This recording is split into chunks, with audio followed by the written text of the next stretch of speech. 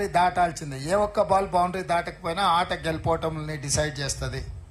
అట్లనే మీడియాలో news paper ఉండేది. మొదట్లో 24 గంటలకు ఒకసారి పేపర్ వచ్చేది. నెక్స్ట్ డే పొద్దున రోజంతా జరిగిన వాటిని తీసుకొని రాత్రికి ప్రింట్ అయ్యి నెక్స్ట్ డే పొద్దున వచ్చేది. అంటే 24 గంటల తర్వాతనే వార్త మనం చదువుకునేటోళ్ళం.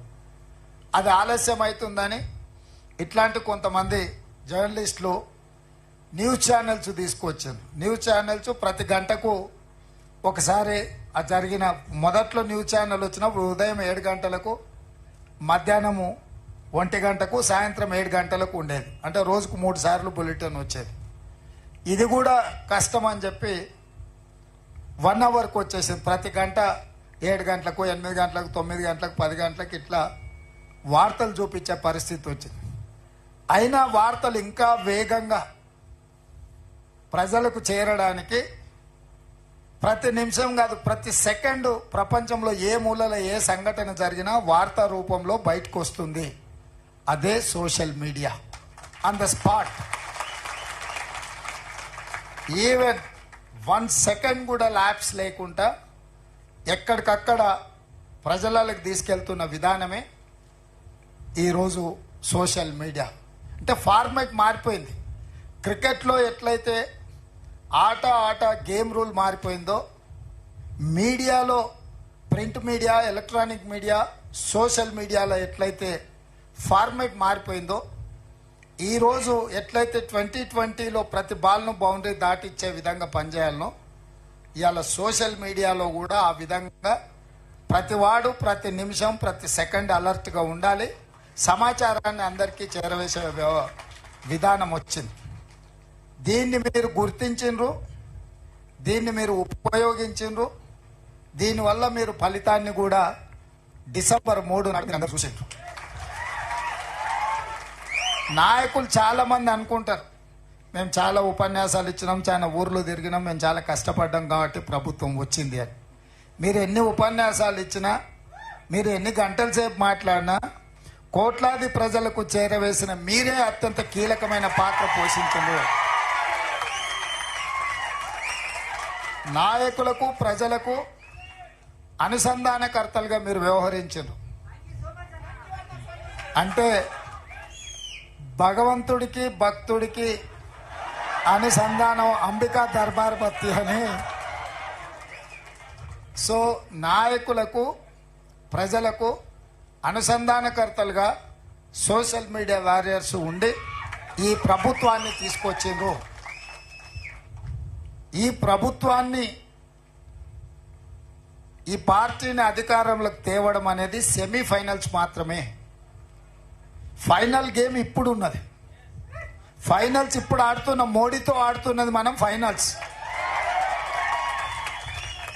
సెమీఫైనల్స్లో కేసీఆర్ ఓడించినాం, అంటే బంగ్లాదేశ్ ఓడించినాం సెమీఫైనల్స్లో.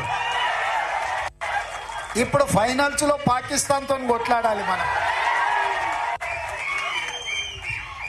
తెలంగాణ రాష్ట్రంలో నరేంద్ర మోడీ, అమిత్ షా, జేపీ నడ్డా, చాలామంది వాళ్ళ నాయకులు తెలంగాణ మీద ముప్పేట దాడి చేసి మనల్ని ఓడించాలని, ఎట్లయినా సీట్లు సాధించాలని సొంత మనుషులనే కాకుండా కిరాయి మనుషులను కూడా పెట్టుకొని తప్పుడు వార్తలను ప్రసారం చేస్తూ ప్రజాస్వామ్యం మీద, మన పెద్దలు, మన పూర్వీకులు, మన ప్రభుత్వం ఇచ్చిన రిజర్వేషన్ల మీద దాడి చేస్తున్నారు.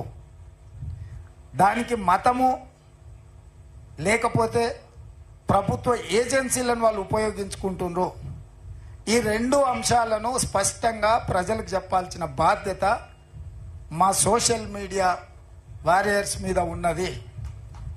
శ్రీరామనవమి వస్తే అదొక పెద్ద సమస్య కింద చిత్రీకరించడానికి బీజేపీ ప్రయత్నం చేస్తుంది. మనందరం మన ఇళ్లల్లో మన తండ్రులు, తాతలు, ముత్తాతలు శ్రీరామనవమి, హనుమాన్ జయంతి చేసుకోకుండానే పోసమ్మకు, మైసమ్మకు, ఎల్లమ్మకు కోడి గొయ్యకుట్ట, కళ్ళు గొయ్యకుట్టనే మనం ఇంత దూరం వచ్చినామా? తాతకు దగ్గు నేర్పినట్టు ఇప్పుడు కొత్త వాళ్ళు తయారైంది. బతుకమ్మ బోనాలకు ఉండెత్తేదేమో కవితమ్మ నేర్పినట్టు, శ్రీరామనవమి, హనుమాన్ జయంతి బండి సంజయో లేకపోతే ధర్మపురి అరవిందో గుండో అరగుండో మనకు నేర్పినట్టుగా ఈరోజు వ్యవహరిస్తున్నారు. ఇట్లాంటి విషయాలను సమయస్ఫూర్తితోని తిప్పికొట్టాలి. ఒకే ఒక్క మాట 2-3 రోజుల నుంచి నేను చెప్తున్నా, దేవుడు గుడిలో ఉండాలి, భక్తి గుండెల్లో ఉండాలి. ఇది ఏ హిందూ అయినా గౌరవించే విధానము, పాటించే జీవన విధానం. దాన్ని రాజకీయంగా మలుపుకొని రాజకీయ స్వార్థం కోసం వాడుకొని ఎన్నికలలో లబ్ధి పొందాలని బీజేపీ ఏదైతే ప్రయత్నం చేస్తుందో దాన్ని తిప్పికొట్టాల్సిన బాధ్యత మనందరి మీద ఉన్నది. ఇక రెండవ విషయం, బీజేపీ భావజాలము ఆర్ఎస్ఎస్ నుంచి వచ్చిన భావజాలం. ఆర్ఎస్ఎస్ విధానము ఈ దేశంలో రిజర్వేషన్లు రద్దు చేయడం. భారతీయ జనతా పార్టీ విధానము ఈ దేశంలో ఉండే ఎస్సీ, ఎస్టీ, ఓబీసీ, మైనారిటీ రిజర్వేషన్లను రద్దు చేయాలనేది వాళ్ళ విధానం. ఆనాడు ఈస్ట్ ఇండియా కంపెనీ మొట్టమొదటి దేశంలోకి ప్రవేశించింది గుజరాత్ సూరత్ నుంచి. సముద్రం ఒడ్డున సంసారం మొదలుపెట్టి చిన్నగా చిన్నగా వస్తా పోతా ఈ దేశంలో ఉన్న పరిస్థితులు, మన మధ్యలో సఖ్యత లేని విషయాన్ని గుర్తించి మనకు పంచాయతీలు పెట్టి మన జుట్లే మనకు ముడేసి ఒకటొకటిగా సంస్థలను ఆక్రమించుకుంటూ బ్రిటిషర్స్ ఈ దేశాన్ని మొత్తం ఆక్రమించుకున్నారు. సేమ్ గుజరాత్ సూరత్ నుంచి బయలుదేరిన నరేంద్ర మోడీ, అమిత్ షా గారు కూడా బ్రిటిష్ విధానాన్ని పాటించి అధికారాన్ని ఉపయోగించి మన మధ్యలో ఉండే చిన్న చిన్న తగాదాలను పెంచి పెద్దవి చేసి ఈ దేశాన్ని ఆక్రమించుకోవాలనుకుంటున్నారు. బీజేపీ అంటే భారతీయ జనతా పార్టీ కాదు, బ్రిటిష్ జనతా పార్టీ. విధానాన్ని సిద్ధాంతాన్ని బ్రిటిషర్స్ నుంచే వీళ్ళు తీసుకున్నారు. అందుకే ఈరోజు వాళ్ళు ఈ రిజర్వేషన్, బ్రిటిషర్స్ ఉన్నప్పుడు కూడా రిజర్వేషన్ లేదు, వాళ్ళ ఆధిపత్యం ఉండేది. వాళ్ళ ఆధిపత్యం కింద వాళ్ళకు అనుకూలంగా పనిచేసిన వాళ్ళకు నజరానాలు ఇచ్చేటోళ్ళు, వాళ్ళను వ్యతిరేకించిన, వాళ్ళని ప్రశ్నించిన, వాళ్ళని శిక్షించే వాళ్ళు. ఇంతకుముందు అందుకే శ్రీరామ్ గారు అడిగినారు, 1920లో ఒకవేళ మీరు పుట్టినుంటే దేశ స్వతంత్రం కోసం కొట్లాడేటోళ్ళ, గాంధీజీతో కలిసి, సుభాష్ చంద్రబోస్తో కలిసి, వల్లభాయ్ పటేల్, జవహర్లాల్ నెహ్రూతో కలిసి దేశ స్వతంత్రం కోసం కొట్లాడేటోళ్ళ అని. మీరందరూ ధైర్యంగా ఎస్ కొట్లాడే వాళ్ళము అన్నారు. మరి బ్రిటిష్ వాళ్ళతోనే కొట్లాడిన మీకు బీజేపీ ఒక లెక్కనా అని వారు ఒక సూటిగా మీకు చెప్పారు. ఇవాళ నేను కూడా మీకు ఇచ్చే సూచన ఒకటే మిత్రులారా, ఇవాళ మన రాష్ట్రం మీద దాడి జరుగుతుంది, మీరు కష్టపడి తెచ్చిన ప్రభుత్వాన్ని కూల్చాలని కుట్రలు జరుగుతున్నాయి. బీజేపీ బీఆర్ఎస్ వాడు ఎట్లా తయారైందంటే, ఈయన పోతే చాలు ఎవడున్నా సరే ఆయన కాడికి వచ్చాడు. ఎందుకంటే మనం ఉన్నంతసేపు ఆయన ఆటలు సాగవు, ఆయన కథలు చెల్లవు. తండ్రి కొడుకులకు మనకు చూస్తేనే వాళ్ళ ఒంటి మీద పాములు జర్రులు వారికినట్టు, పాయింట్ పచ్చిగా అయినట్టు ఉన్నది. అందుకే వాళ్ళు ఎవరితోనైనా కలుస్తారు. నిన్న కూడా కేటీఆర్ అంటున్నాడు, మాకు 12 సీట్లు ఎరిమే ఏడాదిలో ప్రభుత్వం ఎట్లా వస్తుంది? ఎవడు అంతా అల్లాటప్పగా కూర్చొని మనం ఈడ, లేకపోతే అయ్య పేరు చెప్పుకోను అమెరికా నుంచి వచ్చినో అని ఏమన్నా వచ్చే కుర్చీలో కూర్చున్నామా? అందుకే అప్రమత్తంగా ఉండాలి, ఈ కుట్రల్ని తిప్పికొట్టాలి. రేపు జరగబోయే పార్లమెంటు ఎన్నికల్లో మీరందరూ లెక్క పక్క 14 లెక్క అనేది అన్నాడు కదా రామ్మోహన్.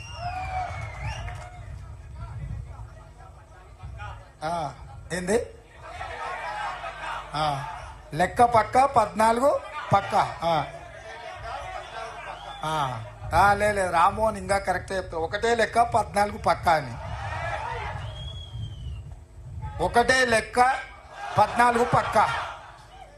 మరి ఇది చెయ్యాలి అని అంటే మొన్నటి ఎన్నికల్లో కష్టపడ్డ అనుభవం, మొన్నటి ఎన్నికల్లో మనం సాధించిన ఫలితాలు, 100 మీటర్స్ రన్నింగ్లో మనం తాడును చేరుకున్న తర్వాత రిలాక్స్ అయిపోయి చిన్నగా ఇట్లూరికి కింద కూర్చుంటాం, ఎందుకంటే మనం రీచ్ అయినామని. ఇప్పుడు మన సోషల్ మీడియా వారియర్స్ కూడా సేద తీరుతున్నారు చెట్ల కింద కూర్చొని, ఇంకా గెలిచినాం కదా అని. అందుకే ఇప్పుడు మళ్ళీ లేచి అందరి సెలవులు క్యాన్సిల్ అయిపోయినాయి. సైనికులకు యుద్ధ వాతావరణం, యుద్ధ మేఘాలు కమ్ముకున్నప్పుడు సైనికులకు అందరికీ సెలవులు రద్దు చేసి అందరినీ సరిహద్దులకు రమ్మంటారు. అవునా? మీకు కూడా అందరికీ సెలవులు రద్దు అయిపోయినాయి. ఇక అందరు మీరు వచ్చి డ్యూటీ ఎక్కాల్సిందే. ఎక్కడోళ్ళక్కడ ఎక్కడికక్కడ అప్రమత్తంగా భవిష్యత్ కార్యాచరణ తీసుకొని ముందుకు వెళ్ళాలి. ఈ ఎన్నికలు అత్యంత కీలకము. ఈ ఎన్నికల 14 సీట్లు నెగ్గడంతో రాహుల్ గాంధీ ప్రధానమంత్రి కావడమో కాంగ్రెస్ అధికారంలోకి రావడమో కాదు. 75 ఏళ్లలో 50 ఏళ్ల పైన మనమే అధికారం ఉన్నాం. రాహుల్ గాంధీ గారు ముత్తాత, నాయనమ్మ, నాయన అందరు ప్రధానమంత్రి పదవులు చూసారు. స్వతంత్రం వచ్చినప్పటి నుంచి సొంత ఇల్లు లేకుంటే ప్రభుత్వ బంగళాలనే ప్రధానమంత్రులుగానే వాళ్ళు ఉన్నారు. వాళ్ళకి పదవి కొత్త కాదు. కానీ ఎన్నికల గెలుపు ఎందుకు కీలకం అంటే, ఈసారి బీజేపీ వాళ్ళు అడుగుతున్న 400 సీట్లు వస్తే రాజ్యాంగంలో సమూలమైన మార్పులు తీసుకొచ్చి రిజర్వేషన్లు రద్దు చేయాలని కుట్ర జరుగుతుంది. వాళ్ళ గతంలో త్రిపుల్ తలాక్ కావచ్చు, సిటిజన్ అమెండ్మెంట్ యాక్ట్ కావచ్చు, యూనిఫామ్ సివిల్ కోడ్ కావచ్చు, 370 ఆర్టికల్ కావచ్చు, నోట్ల రద్దు కావచ్చు, జిఎస్టీ కావచ్చు, రైతు వ్యతిరేక నల్ల చట్టాలు కావచ్చు, ఇట్లా ప్రతిదీ ప్రతిపక్షాలన్నీ వ్యతిరేకిస్తున్నా సింపుల్ మెజారిటీతోని పాస్ చేయొచ్చు. కాబట్టి వాటి అన్నిటిని పాస్ చేసుకొని చట్టాలను అన్నిటిని కూడా వాళ్ళు ఇష్టారాజ్యంగా మార్పులు చేశారు. ఇప్పుడు రాజ్యాంగ సవరణ రిజర్వేషన్లు తీసేయాలి అని అంటే 2/3 మెజారిటీ కావాలి. 2/3 మెజారిటీ అంటే దగ్గర 400 అనుకోండిగా. అందుకే ఇవాళ 400 సీట్లు అడుగుతున్నారు. ఇస్ బార్ 400 పార్ అని ఎందుకంటారంటే, వాళ్ళు రాజ్యాంగాన్ని సమూలమైన మార్పులు చేసి టోటల్గా ఎస్సీ, ఎస్టీ, ఓబీసీ రిజర్వేషన్లు రద్దు చేయాలని కంకణం కట్టుకున్నారు. ఇవాళ మన పూర్వీకులు మనకి ఇచ్చిన రిజర్వేషన్తో ఎస్సీ, ఎస్టీ, ఓబీసీలలో ఐఏఎస్లు, ఐపీఎస్లు, ఐఎఫ్ఎస్లే కాదు, డాక్టర్లు, లాయర్లు, ఇంజనీర్లు, సైంటిస్టులుగా మారి ఈ దేశ సంపదను పెంపొందించడంలో క్రియాశీలక పాత్ర పోషించారు. ఇలా కార్పొరేట్ కంపెనీల కుట్రలో భాగంగా రిజర్వేషన్లు రద్దు చేస్తే పబ్లిక్ సెక్టర్ యూనిట్స్ అంటే రైల్వేస్ కావచ్చు, ఎయిర్లైన్స్ కావచ్చు, ఎల్ఐసి కావచ్చు, బిహెచ్ఎల్ కావచ్చు, ఐడిపిఎల్ కావచ్చు, లేకపోతే ఆర్డినెన్స్ కావచ్చు, డిఫెన్స్ ఫ్యాక్టరీలు కావచ్చు, ఈసీఐఎల్ కావచ్చు, ఈ సంస్థలన్నిటిని కూడా అదానీ అంబానీలకు పల్లి బఠానీల కింద అమ్మాలనే పెద్ద కుట్ర జరుగుతుంది. ఇప్పటికే చాలా వరకు అమ్మేసాడు. 60 లక్షల కోట్ల ఆస్తులను 6 లక్షల కోట్ల రూపాయలకు అమ్మేసిండు నరేంద్ర మోడీ 10 ఏళ్ల ప్రధానమంత్రి అయిన తర్వాత. ఇంకొక అంశం, 14 మంది ప్రధానమంత్రులు 1947 నుంచి 2014 వరకు 67 ఏళ్లలో వాళ్ళు చేసిన అప్పు 55 లక్షల కోట్లు మాత్రమే. 2014 నుంచి 2024 10 ఏళ్లలో నరేంద్ర మోడీ చేసిన అప్పు 113 లక్షల కోట్లు. అంటే 67 ఏళ్ళు 14 మంది ప్రధానమంత్రులు చేసిన దానికంటే డబల్ అప్పులు చేసిండు నరేంద్ర మోడీ. ఇవాళ ఈ దేశము 1,168 లక్షల కోట్ల రూపాయల అప్పులో ఉంది. చంద్రశేఖరరావు 7 లక్షల కోట్ల అప్పు చేస్తే ఈరోజు భారతదేశం 168 లక్షల కోట్ల రూపాయల అప్పులో ఉంది. అందులో 113 లక్షల కోట్లు నరేంద్ర మోడీ గారే చేసిండ్రు. ఈ డబ్బు ఎక్కడికి పోయిందని లెక్కలు అడిగితే అది చెప్పడు. నేను అయోధ్యలో గుడి కట్టినా, లేకపోతే జై శ్రీరామ్ అని నేను స్లోగన్లు ఇచ్చిన, లేకపోతే జై హనుమాన్ అంటాడు, ఇంకోటి అంటాడు. అసలు పైసలు ఎక్కడ పోయినాయని మనం అడుగుతుంటే ఆయన ఇట్లాంటి మాటలు మాట్లాడించి ఒక ఎమోషన్ని క్రియేట్ చేసి వాస్తవాలను చర్చించకుండా, సేమ్ కేసీఆర్ కూడా ఇట్లనే పైసలు ఏడిపోయినవా, అప్పులు ఎందుకు చేసినవా అంటే జై తెలంగాణ అనేటోడు. జై తెలంగాణ కాదని ఎవరు అన్నారు? జై శ్రీరామ్ కూడా ఎవరు కాదు అంటారు. లెక్కలు అడిగే వరకల్లా ఆయన అడ్డం పెట్టుకోనికే ఇలా ఇట్లా తయారాడు. లాలూ ప్రసాద్ ఓ మాట చెప్పిండు. ఓ గాడిద ఉన్నది రజకునికి. ఆ గాడిద మీద ఒక దుప్పటి ఉన్నది, దుప్పటి మీద శ్రీరాముడు బొమ్మ ఉన్నది.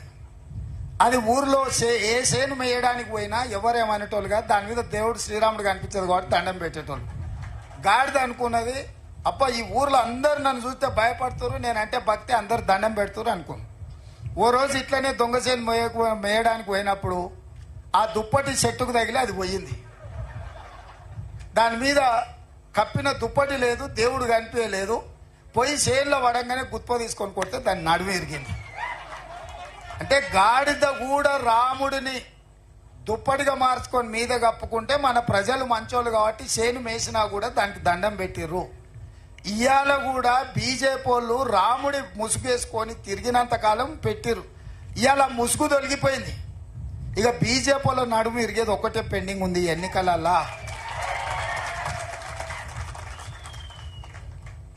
అందుకే మిత్రులారా, మనమందరం అప్రమత్తంగా ఉండాలి. మన పూర్వీకులు మనకిచ్చిన ప్రజాస్వామ్యాన్ని, మనకిచ్చిన రాజ్యాంగాన్ని, మనకిచ్చిన ఎస్సీ ఎస్టీ ఓబీసీ మైనారిటీ రిజర్వేషన్లను కాపాడుకొని ఈ దేశంలో మన భవిష్యత్తు ఉజ్వలంగా ఉండాలి, మనకు రక్షణ కలగాలి అనే అంశం మీదనే ఈ ఎన్నికలకి వెళ్తున్నాం. ఇది స్పష్టంగా ప్రజల దగ్గరికి తీసుకెళ్ళండి. చెప్పండి స్పష్టంగా ప్రజలకు.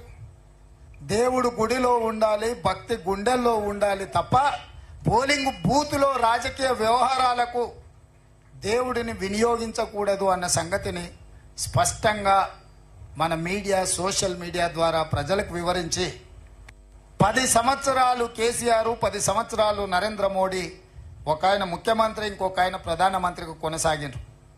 వాళ్ళు మూడోసారి పదవులలో కూర్చుంటారంట. కానీ 100 రోజుల్లో 6 గ్యారెంటీలలో 5 గ్యారెంటీలు అమలు చేసినా మనం దిగిపోవాలంట. 100 రోజుల్లో పనిచేసిన ప్రభుత్వమే పడిపోవాలంట. 10 ఏళ్ళు పనులకి ఇచ్చిన వీళ్ళేమో మూడోసారి మళ్ళీ కుర్చీలో కూర్చోవాలంట. చెప్పండి, ఈ 10 ఏళ్ళలో మీరు చేసింది ఏంది? 100 రోజుల్లో మనం చేసింది ఏంది? నిన్నమన్నా నేను అన్న దూలం లెక్క పెరిగితే కాదు, దూడకున్న బుద్ధాన్ని ఉండాలని హరీష్ రావు మొన్న అన్నాడు. నేను 15 ఆగస్టు లోపల 2 లక్షల రూపాయల రైతు రుణమాఫీ చేస్తాను. నేనంటే, రేవంత్ రెడ్డి నువ్వు 15 ఆగస్టు లోపల చేయకపోతే నువ్వు రాజీనామా చేయాలా, నువ్వు చేస్తే నేను ఎమ్మెల్యే పదవికి రాజీనామా చేసి మళ్ళీ సిద్దిపేటలో పోటీ చేయని అన్నాడు. నేను ఆ సవాళ్ళను స్వీకరించి, మంచిది హరీష్ రావు గారు, నీ సిట్టి జేబులో పెట్టుకో రాజీనామాది. 15 ఆగస్టు తర్వాత సిద్దిపేటకు నీ శని వదులుతుంది. చింతమాడికలో పోయి చింతశెట్టు కింద వండుకో అని చెప్పిన. ఇవాళ ఏమంటుండే, అమరవీరుల స్తూపం దగ్గరకు పోయి దాన్ని కూడా ఆయనకి ఎప్పుడు మోసం చేయాలనిపిస్తే ఆ మోసానికి ముసుగు అమరవీరుల స్తూపం. దాన్ని వెనకాల దాచుకొని అబద్ధాలు చెప్తాడు. ఇన్ని రోజులు ఎప్పుడైనా అమరవీరుల స్తూపం కాడిపోయిందా? ఇవాళ పోయి చెప్తున్నాడు ఈ రైతు రుణమాఫీ కాదు, ఇంకేంటి కండిషన్లు చెప్పి ఇవన్నీ చేసి ఇంత పెద్ద లేఖ రాసుకొచ్చింది. రాజీనామా లేఖ అట్లా ఉండదు. నాకు ఎవరో చూపించారు, మొత్తం సీసపత్యం రాసిండు అందులో, వాళ్ళ మామ చెప్పిందంతా. రాజీనామా లేఖ ప్రిస్క్రైబ్డ్ ఫార్మెట్లో స్పీకర్ గారు ఒక ఫార్మెట్ ఇస్తాడు. దాంట్లో ఒక్క పదము పొల్లు పోయినా ఆ కాగితమే చెల్లదు. మళ్ళీ ఈయన సీసపద్యం అంతా రాసుకోవచ్చండి. సీసపద్యం రాజీనామా పత్రం చెల్తుందా? పెద్ద తెలివి అనుకుంటుండే ఆయన. తాటి చెట్టు లెక్క పెరిగితే కాదు నాయన, మోకాళ్ళలో కాదు అరికాళ్ళకు పోయినట్టు నీ తెలివితేటలు హరీష్ రావు. ఇప్పుడు కూడా నేను చెప్తున్నా హరీష్ రావు, నీ సవాల్ను స్పష్టంగా మేము స్వీకరిస్తున్నాం. 15 ఆగస్టు లోపల 2 లక్షల రూపాయల రుణమాఫీ చేస్తా, నీ రాజీనామా రెడీగా పెట్టుకో. రైతులకు రుణమాఫీ చేయకపోతే మాకెందుకయ్యా అధికారం? ఈ రైతులకు రుణమాఫీ చేయకపోతే ఆ రైతులు ఎవరు? మా వాళ్ళే కదా, మా కుటుంబాలే కదా, మా పరివారమే కదా. వాళ్ళ కోసము అయితే 30,000 40,000 కోట్లు అవుతుంది. కానీ ఏమైతుంది? నువ్వు కాళేశ్వరం దోసుకున్న 1,00,000 కోట్ల కంటే ఎక్కువనా? హైదరాబాద్ చుట్టూతో నువ్వు ఆక్రమించుకున్న వేలాది ఎకరాల కంటే ఎక్కువనా?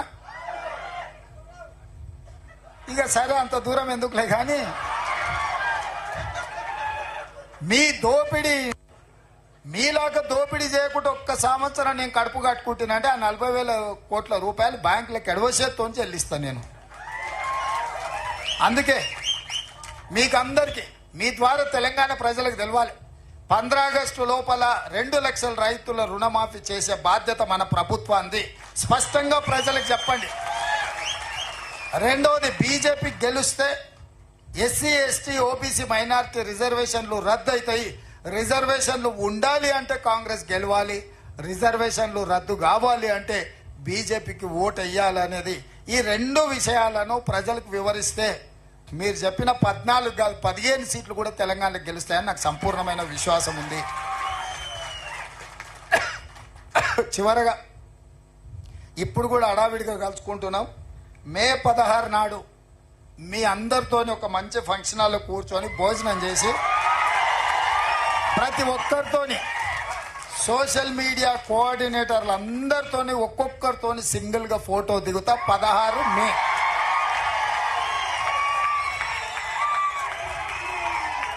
ఇది నా గ్యారంటీ. మే 16 నాడు మధ్యాహ్నము మన అందరం కలిసి లంచ్ చేసి అందరితోని ఒక్కొక్కరితోని మన సోషల్ మీడియా వారియర్స్ని అందరిని ఇవాళ రానోళ్ళని కూడా ఈ 20 రోజులు పనిచేయండి. 16 తారీఖు నాడు మీ అందరితో సింగిల్ ఫోటో దిగే బాధ్యత నాది అని తెలియజేస్తూ మీ అందరి దగ్గర సెలవు తీసుకుంటున్న ఈ ప్రభుత్వం మీది. మీరు ఎక్కల కష్టంతో ఏర్పడ్డ ప్రభుత్వం. ఈ ప్రభుత్వాన్ని కాపాడుకునే బాధ్యత కూడా మీదే అని తెలియజేస్తూ మీ దగ్గర సెలవు తీసుకుంటున్నా.